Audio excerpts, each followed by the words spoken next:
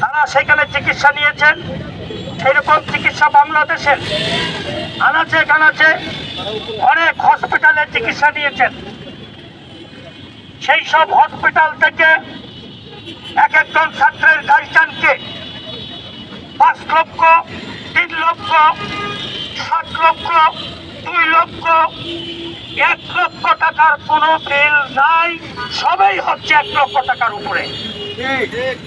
অতএব আমি সেই সব হসপিটালকে আমি ধিক্কার জানাই। আমার সন্তানরা রাস্তায় পড়ে গলিকে আহত হয়ে আপনার হসপিটালে গিয়েছে, সেখানেও আপনি ব্যবসা করছেন। আমি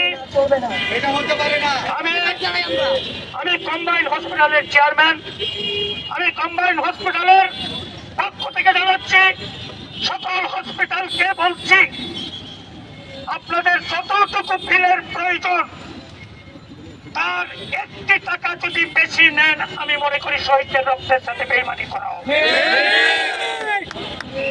আমি বর্তমান কেয়ারটেকার সরকারকে অনুরোধ করতে চাই, এই ঢাকা শহরে লক্ষ লক্ষ ছাত্র আহত হয়ে বাংলাদেশের বিভিন্ন হসপিটালে গিয়েছে। আমাদের মেয়েরা, আমার সন্তানেরা, তারা যেসব আহত হয়ে খরচ করছে টাকা পয়সা, আমি ছাত্র আন্দোলনের পক্ষ থেকে অনুরোধ করব, তোমরা প্রত্যেকটি হসপিটালে যাও, এদের লিস্ট নাও।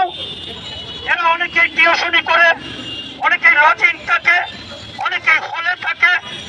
সেই সব ছাত্রদেরকে যেভাবে লুটেরা বাহিনী চিকিৎসার নামে অপব্যবহার, লোন বিল নিচ্ছে, এটাকে প্রতিরোধ করো। এবং আমি স্বাস্থ্য উপদেষ্টাকে অনুরোধ করতে চাই, সেই সব আহত রোগী এরা সাধারণ রোগী নয়, এইটি প্রত্যেকটা রোগী হচ্ছে আমার বৈষম্য ছাত্র আন্দোলনের সন্তান, আমার ভাই, আমার সন্তান।